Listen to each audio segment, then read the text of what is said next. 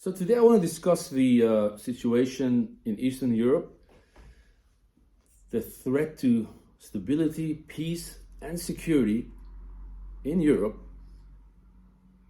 by the Russian troops, which have mobilized and slowly but surely moved very close to the Ukrainian border. And since I think around a week, they have positioned themselves inside Belarus, which is to the north of Ukraine.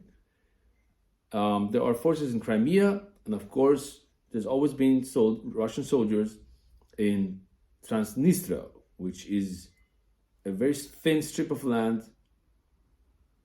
sandwiched between Moldavia and Ukraine. I just recently published an article entitled From Russia with Hate, the real reason Putin is threatening Ukraine. And the link is below. So if you're interested, please go ahead and read it. But I'll give you a brief summary. We have seen, according to US intelligence, that there are Iskander missiles threatening the territory of Ukraine. There are Russian fleets. The Russian Navy is in the Black Sea, and they're moving more from the north, from the Baltic Sea to the Black Sea. And we are seeing even stockpiles of blood and mobile hospitals coming into that area, Rostov, and close to eastern Ukraine. Any military analyst will tell you this looks like a preparation for war. So what is going to happen? What is really happening here? What is Putin's objective here? Does he really want to start a war against a pretty capable Ukrainian army and risk the lives of many Russian soldiers? Or is this just a maneuver to intimidate and threaten? So what is the Kremlin officially claiming to be, worried about or concerned about? Well, they have said that they oppose NATO expansion, which is interesting because that's been happening since decades. So suddenly, Mr. Putin woke up and realized, oh, this is a threat. So we really have a situation where Russia has aimed a loaded gun at Ukraine's head with the demand that NATO provide written guarantees that Ukraine will never join NATO. And other demands such as rolling back NATO expansion and so on. And also he wants the United States to confirm they will never use nuclear weapons to protect Ukraine. I mean, these are just ridiculous demands because there's no way, even if the US accepted it, there's no way to actually guarantee it, because once you launch a nuclear missile, it's launched. I mean, there's no way Russia can prevent the United States from doing that. So even if it's written on paper, the West has actually fell for it. They have they've started to really repeat this narrative.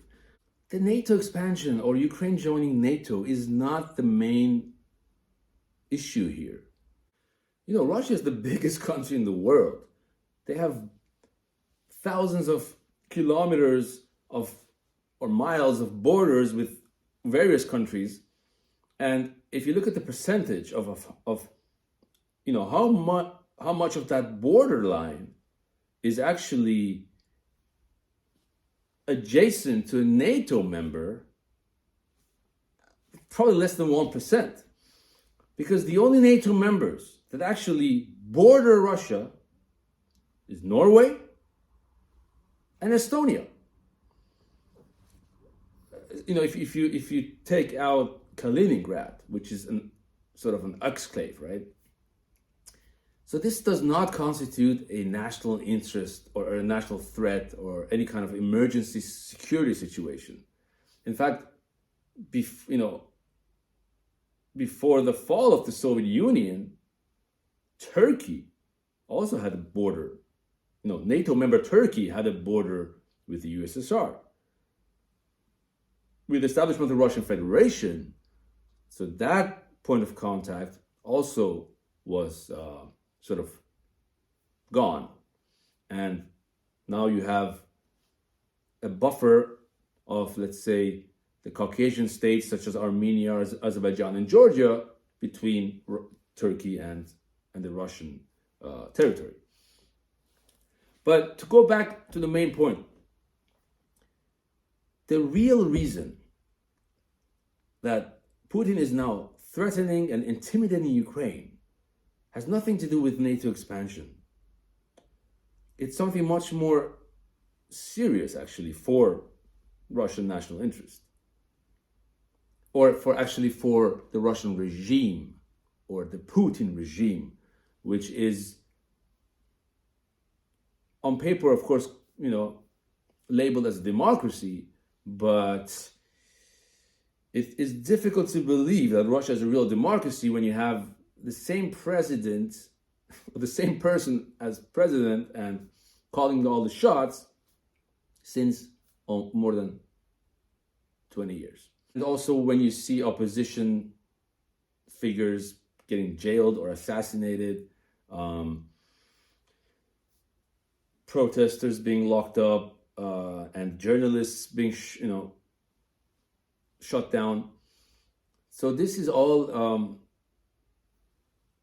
leading to the conclusion that Russia is actually more of an authoritarian regime or a oligarchy rather than a full-fledged democracy as we have in the West,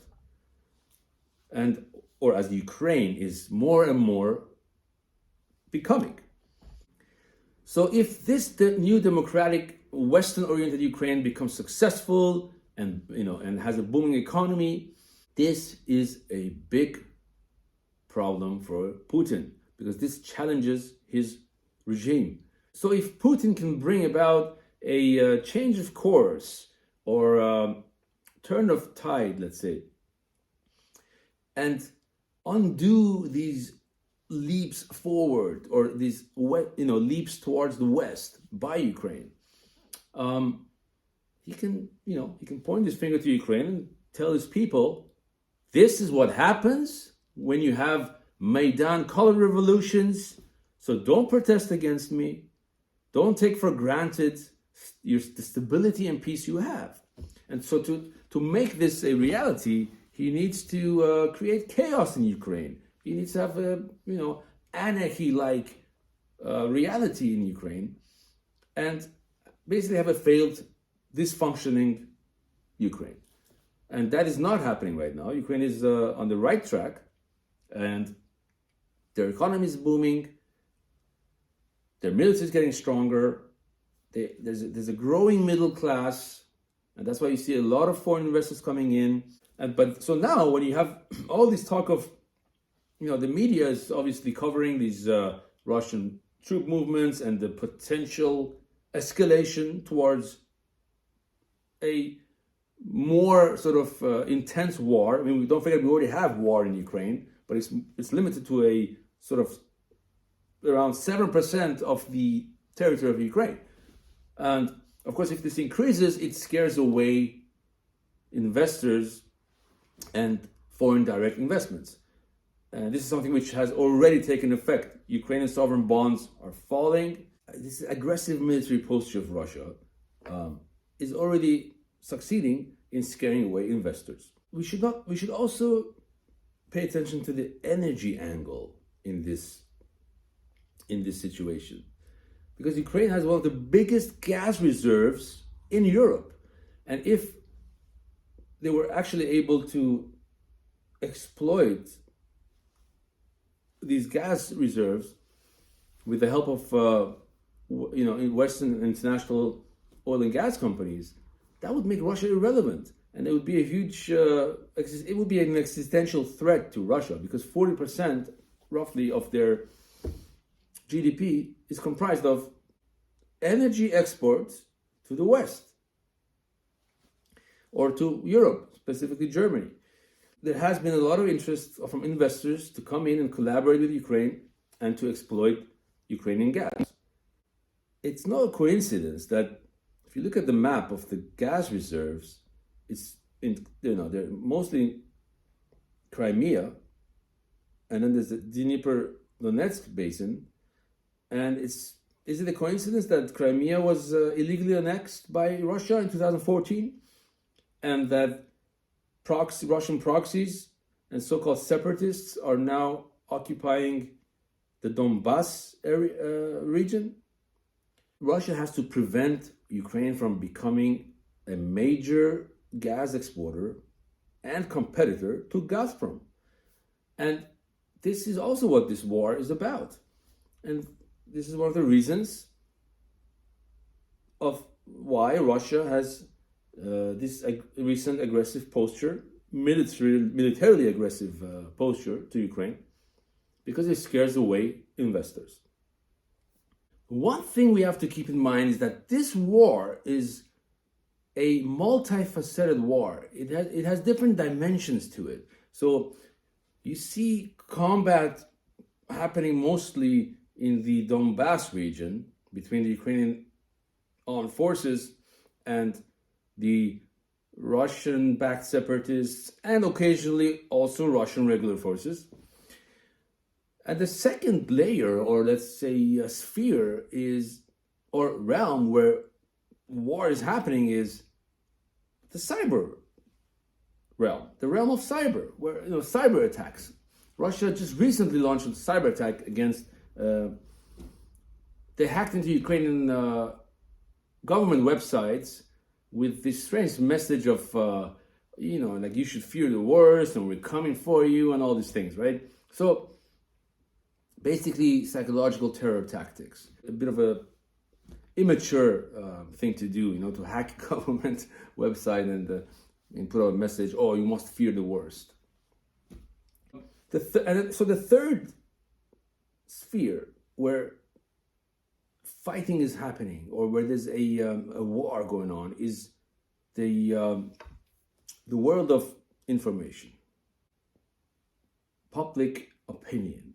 Russia is trying really hard to spread Russian, let's say pro-Russian propaganda, to try to change the mind of Ukrainians. So in the hope that maybe they will vote for a pro-Russian or like a Moscow puppet, like they did in the past. This is the hope. And one of the main person who was carrying this hope was Putin's very close friend and ally, Viktor Medvedchuk.